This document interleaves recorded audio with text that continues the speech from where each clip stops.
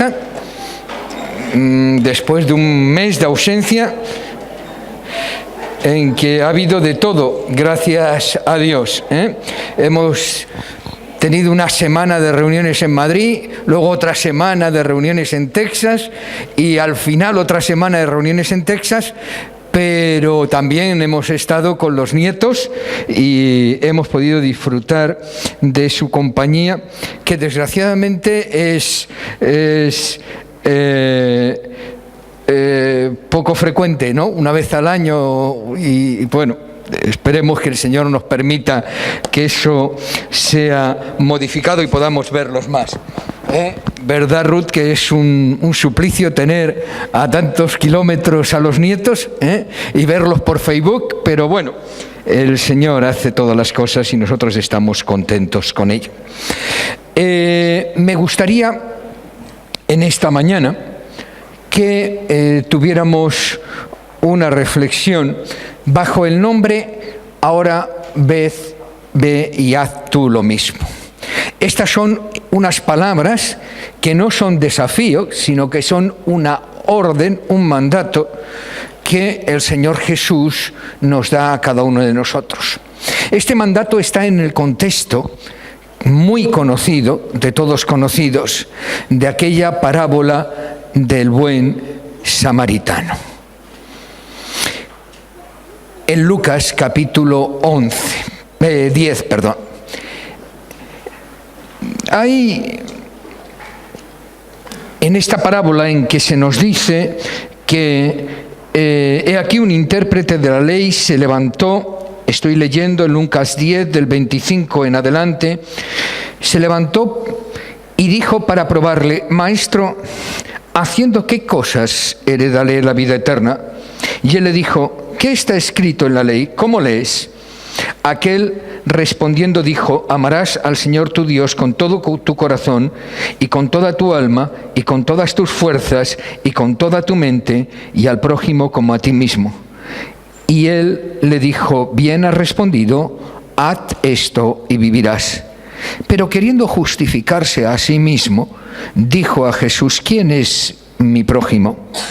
Respondiendo Jesús dijo: un hombre descendía de Jerusalén a Jericó y cayó en manos de los ladrones, los cuales le despojaron e hirieron, se fueron dejándole medio muerto. Aconteció que descendió un sacerdote por aquel camino y viéndole pasó de largo. Asimismo un levita, llegando cerca de aquel lugar, viéndolo pasó de largo. Pero un samaritano que iba por el camino vino cerca de él y viéndolo se movió a misericordia. Acercándose vendó sus heridas, echándole aceite y vino y poniéndole en su cabalgadura, lo llevó al mesón y cuidó de él.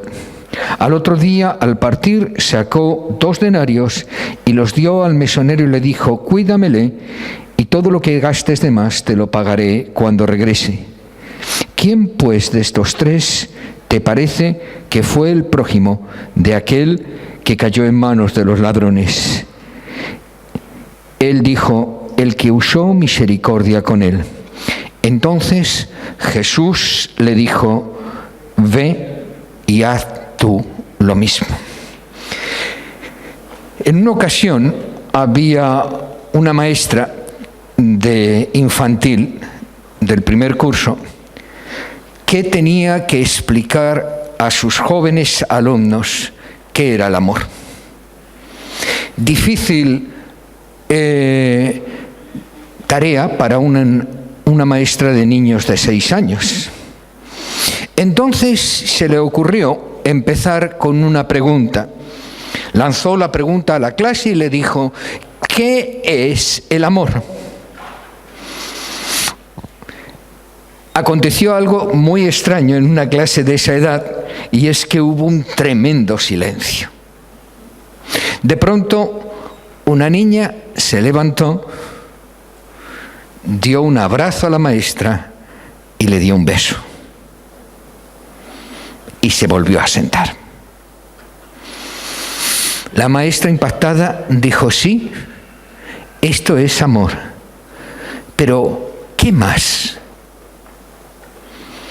De nuevo el silencio. La niña se levantó, recogió unos papeles del suelo, ordenó los papeles de la mesa de la profesora, después se fue a la biblioteca, ordenó los libros y se volvió a sentar. La maestra quedó impactada y dijo: efectivamente, el amor es más que abrazos, el amor es servicio.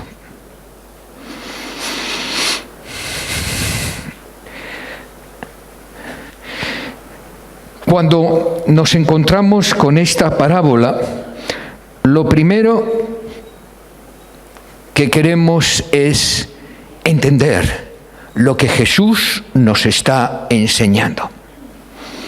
¿Qué es lo que estaba transmitiendo Jesús? En primer lugar, nos dice que estaba allí un intérprete de la ley.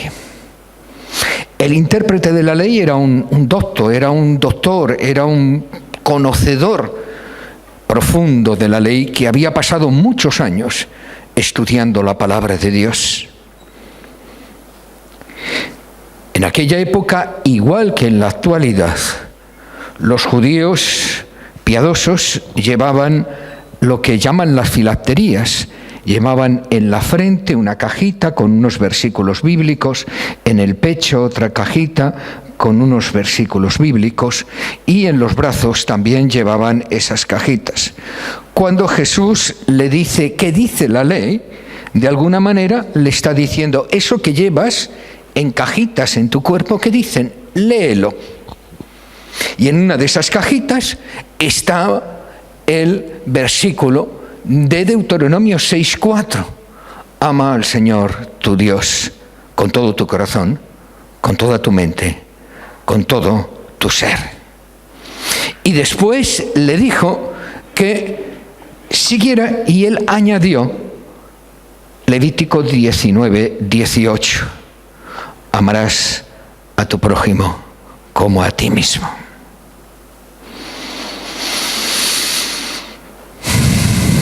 La respuesta era correcta y vemos que el doctor de la ley estaba realmente interesado.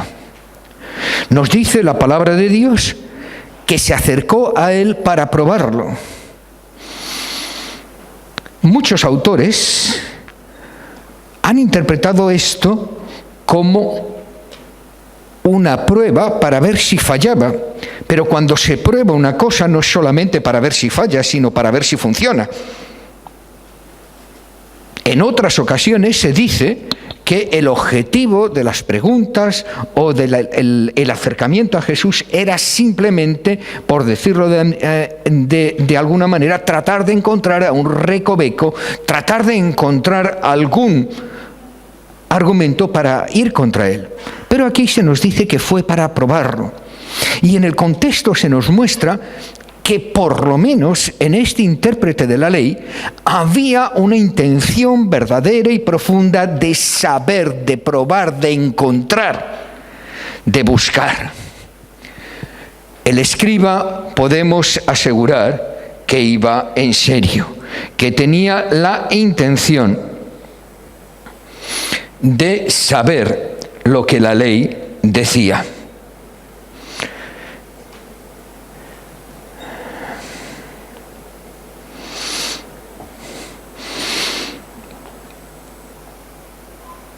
También hemos malinterpretado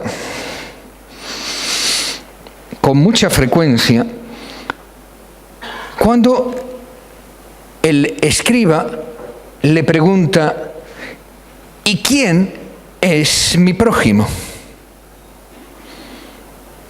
¿Verdad que a nosotros nos parece una pregunta sin sentido? Pero en aquel contexto, en un hombre estudioso, en un hombre que conocía la opinión de los doctores de la ley, sabía que en aquella época había una interpretación tremendamente restrictiva. En el pueblo de Israel se consideraba que prójimo solamente eran los judíos. Todo aquel que no perteneciera al pueblo escogido no se podía considerar como prójimo.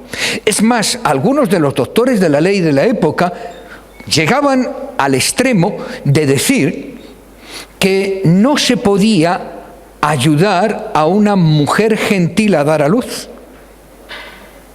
porque haciéndolo se favorecía la incorporación de un nuevo gentil en el mundo. Esto que hoy día nos parece a nosotros una burrada, esto que a nosotros nos parece sin sentido, era una de las muchas interpretaciones, era una de las muchas afirmaciones que en aquella época se daban. Por esa razón, nosotros en ese contexto social determinado entendemos que la pregunta que está haciendo el doctor de la ley es una pregunta realmente adecuada. Pero ¿quién es mi prójimo? Porque hay muchas interpretaciones. ¿Con cuál de ellas me quedo? ¿A quién puedo considerar mi prójimo? ¿A quién tengo que amar? Con esa profundidad y con esa rotundidad. La respuesta de Jesús es extrema. La pregunta del intérprete de la ley es lógica, pero la respuesta de Jesús es extrema, no, diré radical. ¿Y por qué es radical? Porque Jesús utiliza la imagen más dura que se podía utilizar en aquella época. Nosotros sabemos que había una animadversión, cuando no odio, entre judíos y samaritanos. Es más, los galileos, cuando tenían que ir a Jerusalén, atravesaban el Jordán, venían por la orilla contraria al Jordán, a la altura de Jericó volvían a entrar a Judea para evitar pasar por territorio de Samaria. Cuando el camino por el mar era más cómodo, tenía menos peligros y era menos difícil. Pero con tal de no contaminarse con los samaritanos, daban una vuelta de 1000 demonios. En ese contexto, Jesús utiliza la imagen más controvertida que puede utilizarse en la época, la figura de un judío y un samaritano. Pero además, como si fuera poco, establece una serie de elementos que añaden sal al asunto. El judío cae en manos de los ladrones. Cualquiera persona de la época sabía que el camino de Jericó era un camino muy difícil, es decir, es un camino que todavía hoy está, el camino de aquella época, entre montañas, con muchos recovecos. Hasta primeros del siglo XX, hasta el año 36, viajeros de la época consideraban que era peligroso viajar en ese camino. En el siglo IV, en el siglo V, todavía le llamaban el camino de sangre por la cantidad de crímenes y atropellos que se hacían en aquella época. Todo el mundo sabía perfectamente ese camino. Solo se podía ir por ese camino de noche si era un insensato o tenía una obligación imperiosa de hacerlo. Va uno por ese camino, es herido, y pone dos figuras extremas. ¿Recordáis? Un sacerdote y un levita, que pasan de largo. Y otra figura muy extrema, el odioso, repugnante y controvertido samaritano que se acerca a él. En esta enseñanza de Jesús,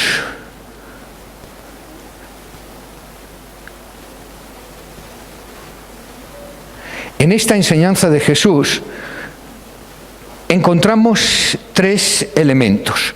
En primero, se nos dice que debemos ayudar a aquella persona que delante de nosotros se encuentre en necesidad, al coste que sea. Bueno, nosotros hemos oído esa parábola muchas veces y decimos, lo sé. Pero en ocasiones interpretamos esa parábola de la siguiente forma: deben ayudarme a mí en cualquier necesidad y en cualquier forma.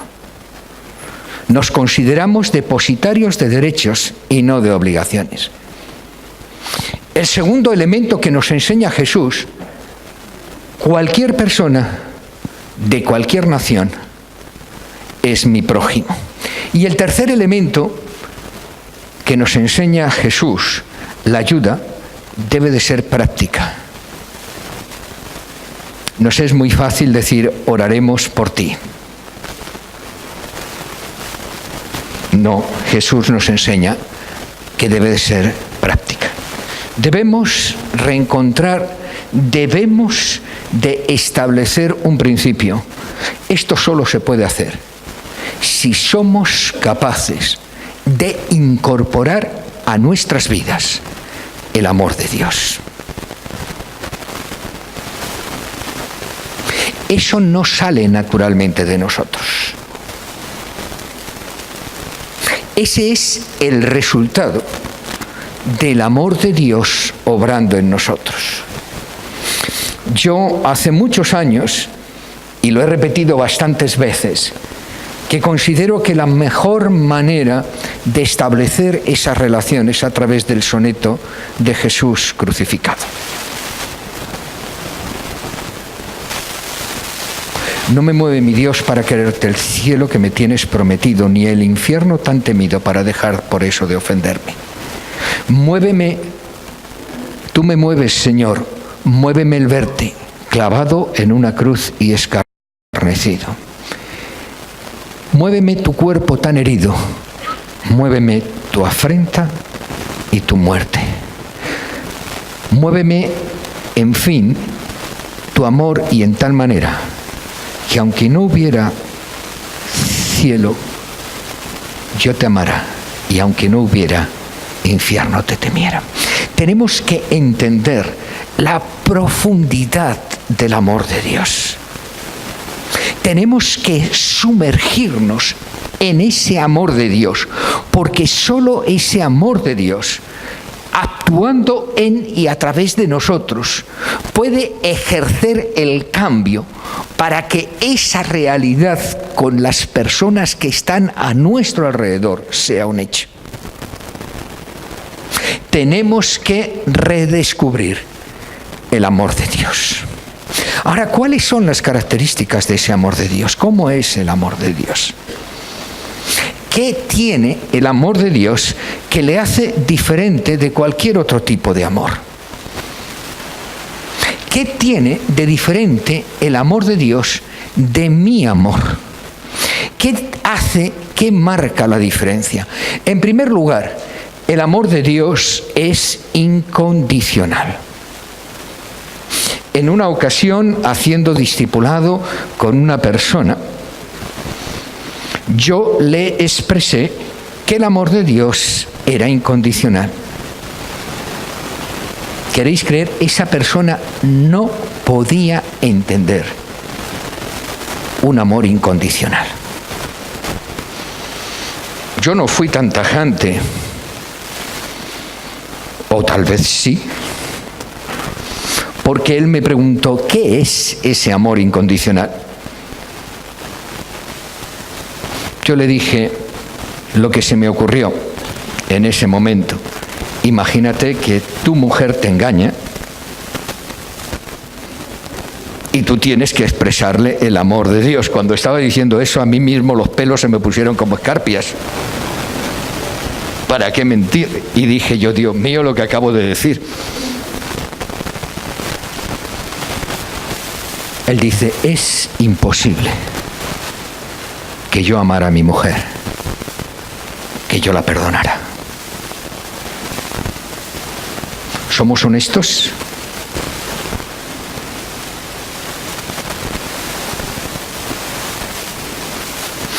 Nos viene a nuestra imagen, a nuestra mente, la imagen de otra parábola. ¿Recordáis? Un padre en cuyo hijo le dice: dame mi herencia. En aquella época como ahora, la herencia cuando se da, cuando el padre ha muerto.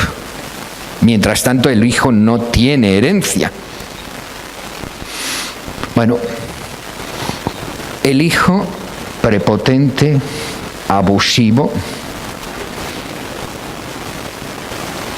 absolutamente irrespetuoso hacia su padre.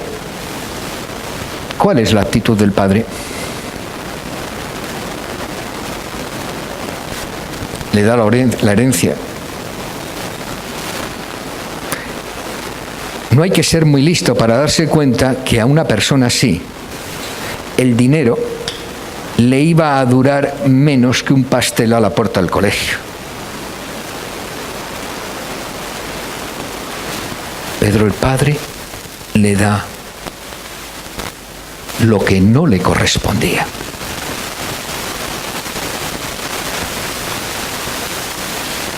No lo hace por la actitud o por lo que el hijo hizo. Dios no nos ama por lo que hacemos. Su amor es incondicional porque Dios nos ama a pesar de lo que hacemos. No depende de mí, depende de Él. El amor de Dios es universal. No hace acepción de personas. La palabra de Dios nos enseña que para Dios no hay diferencias, no hay discriminación. Nosotros discriminamos. ¿O no? Y seamos honestos, discriminamos. Y muchas veces lo hacemos como un elemento de defensa. Nos acercamos a aquellos con los que nos sentimos aceptados. Tenemos relación con aquellos que nos es fácil, que nos es cómodo, que tenemos un feedback. Y sin embargo, consciente o inconscientemente, o las dos cosas a la vez, nos apartamos de aquellas personas con las cuales no nos sentimos gratificados. El amor de Dios no es así. Para Dios no hay discriminación. Es para todos. No hay altos ni bajos, ni españoles, ni gitanos, ni negros, ni blancos, ni judíos, ni palestinos. Dios ama a todos. Dios ama a todos. Dios me ama a mí, incluso aunque yo no le ame. Pero el amor de Dios demanda una respuesta. Es incondicional, es universal, no hace discriminación, abarca a todos, pero demanda una respuesta. Siguiendo con la parábola del hijo pródigo, ¿dónde estaba el padre? ¿El padre se fue detrás del hijo?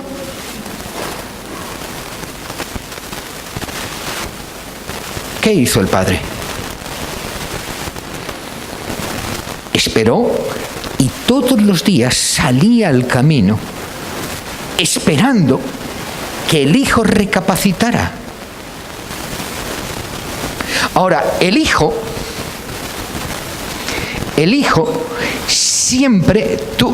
tuvo que hacer tres cosas. La primera de las cosas fue volver en sí. Es decir, me he equivocado, he metido la pata, por ese camino no voy a ningún sitio. La segunda cosa es no solamente cambiar de manera de pensar, me he equivocado, Muchas veces nosotros reconocemos para nosotros mismos que nos hemos equivocado, pero además él se levantó y se fue hacia su padre.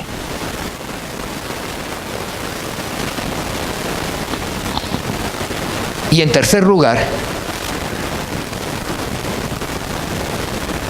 delante de su padre, le pidió perdón. El amor de Dios es incondicional. El amor de Dios no hace acepción de personas, pero para que yo pueda recibir, para que yo pueda disfrutar, para que yo pueda tener en mi vida los beneficios de ese amor, tengo que arrepentirme, tengo que cambiar de dirección y tengo que comenzar una nueva vida. Si no, Dios me seguirá amando. Si no, Dios me amará aunque yo no le ame, pero yo no podré recibir en mi vida el beneficio de ese amor. Y por lo tanto para mí es como si no me amara, porque yo no puedo beneficiarme de ese amor. Como el hijo pródigo no pudo beneficiarse de ese amor hasta que no recapacitó, hasta que no fue a la presencia de su padre, y en la presencia de su padre se humilló reconociendo que se había equivocado, que había hecho mal. En ese momento, aunque su padre lo amaba desde el momento en que le dio su herencia que no merecía, aunque su padre lo amó durante el tiempo que estuvo fuera, aunque su padre estaba con el corazón sangrando, esperando poder derramar sobre él la totalidad de los beneficios de ese amor, él no pudo recibirlo.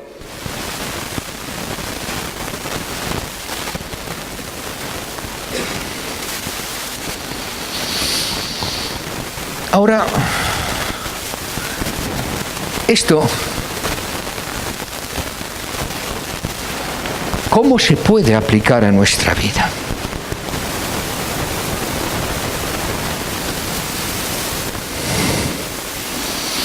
¿Cómo puedo yo adaptar mi vida de manera que se ajuste a aquello que Jesús me está diciendo?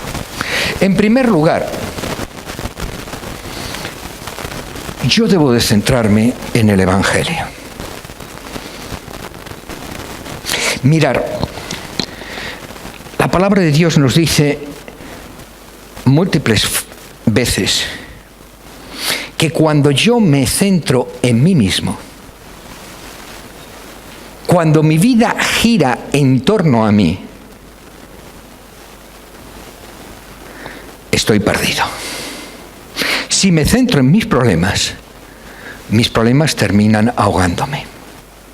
Si me centro en mis opiniones me terminan confundiéndome.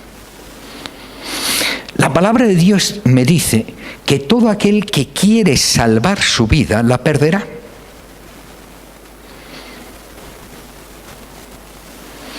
¿No os ha pasado a veces que ante un problema le habéis empezado a dar vueltas y vueltas y vueltas y vueltas y vueltas, y al final el problema ha terminado por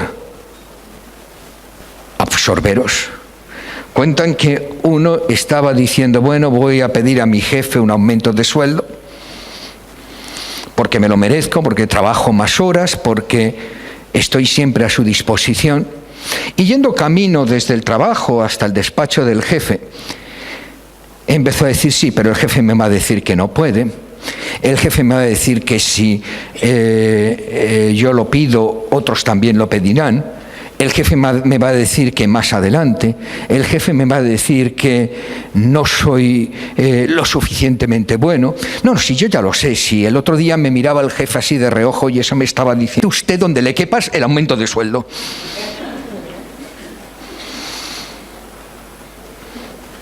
empieza a dar la vuelta, le empieza a dar la vuelta, y al final esas vueltas terminan ahogándole. La palabra de Dios nos enseña que nosotros debemos de centrarnos en Cristo y no en nosotros. Si el problema tiene solución, ¿para qué me voy a preocupar? Si el problema no tiene solución, ¿qué adelanto preocupándome? La palabra de Dios nos dice, todos nosotros lo sabemos, pero una cosa es saberlo y otra cosa es aplicarlo a nuestra vida, que tenemos que buscar ¿qué? El reino de Dios. Por favor, ¿nadie se lo sabe ese versículo? El reino de Dios y su justicia. ¿Y qué continúa diciendo?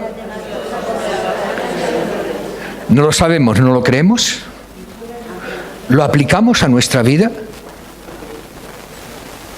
Centrémonos en ese amor. Ese amor es el único que cambia el mundo. Mirar, Tertuliano,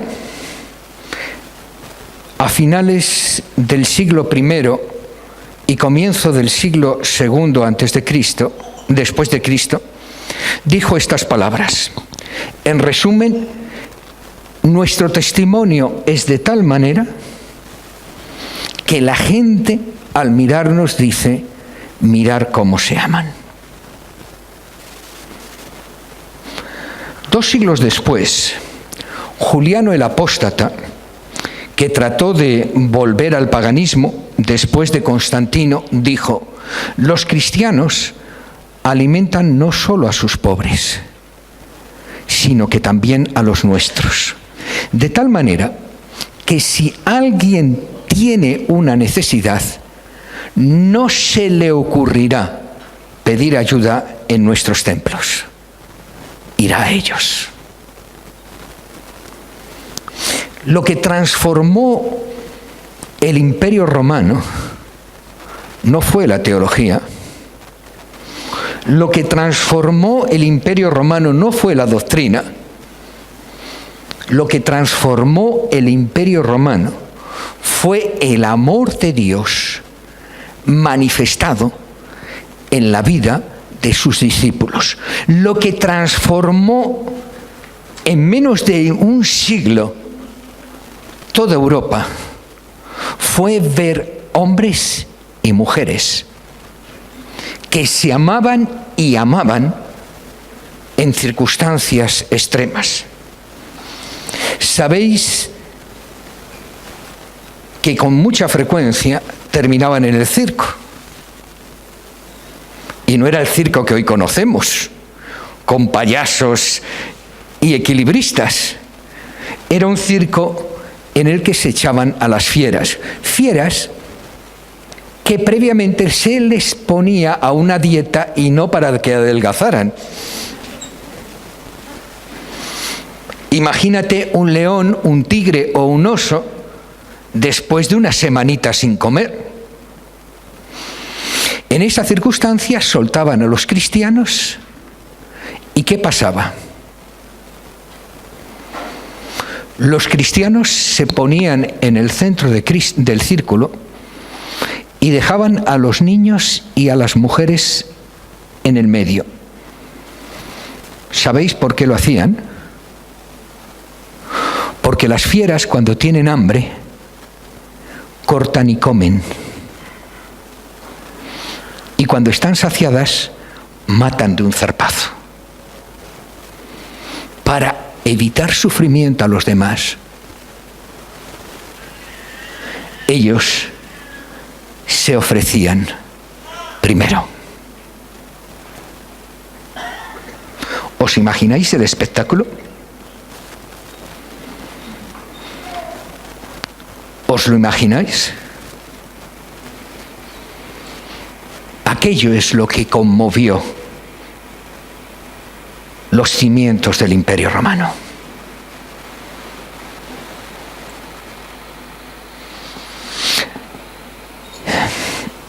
El amor de Dios no es algo que nos es dado para meditar. Es algo que tenemos para vivir, para incorporar a nuestras vidas, para sumergirnos en él, para que sea parte de mi propia vida. Tienes un Dios que te escucha. Tienes el poder de su amor que te respalda. Tienes el Espíritu Santo que vive en ti. Y tienes el cielo delante de ti. Si vives por y para el amor de Dios, tienes la gracia a tu favor, dirección para cada decisión, una luz para cada rincón, un áncora para cada tormenta. Tienes todo lo que necesitas.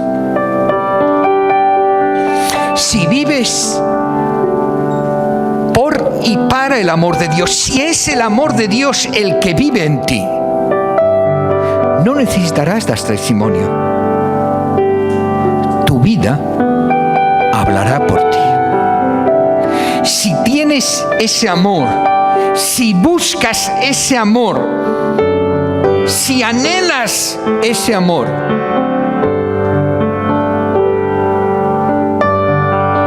todo lo demás te será añadido.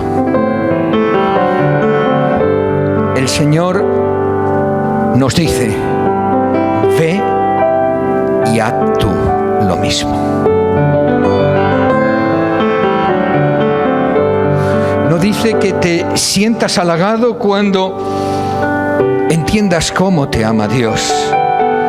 No te dice que bueno que le hagan los demás porque tú no puedes. No te dicen que eso es cosa de otros, que está pensando, hablando o dirigiéndose a otros. No te dice que tú eres el depositario. Dice que eres su transmisor. Debes vivir en su amor para poder transmitir ese amor. Debes sumergirte en ese amor para que tus decisiones, tus actuaciones transmitan amor. La iglesia de hoy día tiene que recobrar ese amor, tiene que incrementar ese amor y transformarse de instituciones centradas en sí mismos a comunidades que transmitan ese amor a todo el que está a su alrededor. Y os digo que hoy, como ha ocurrido siempre, como ocurrió desde el principio, como nos enseñó aquel que se arrodilló ante la adúltera, que tocó con sus manos el leproso, que se conmovió a la muerte de su amigo,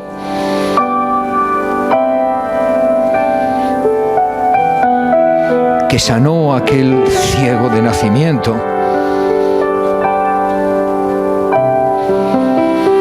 Ese amor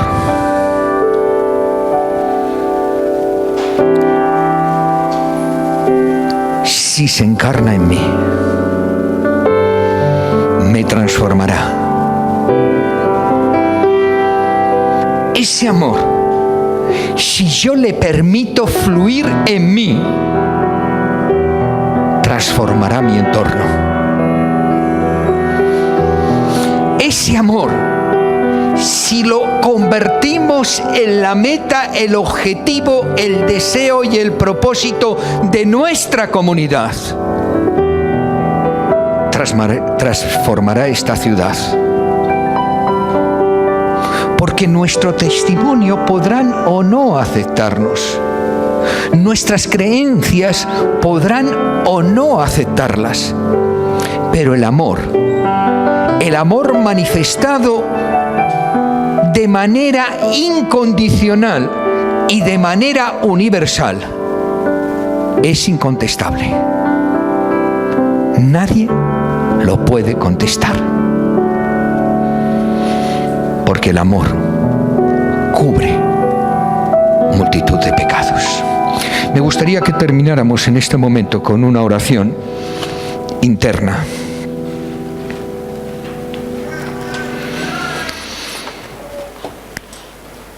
Cada uno en su interior.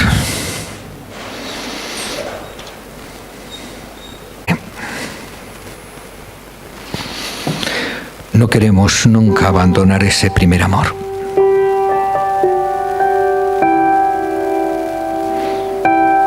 Queremos que tú seas el que nos dirijas. Queremos que ese sea el motivo y la causa que nos mueva. Queremos que seas tú en cada uno de nosotros.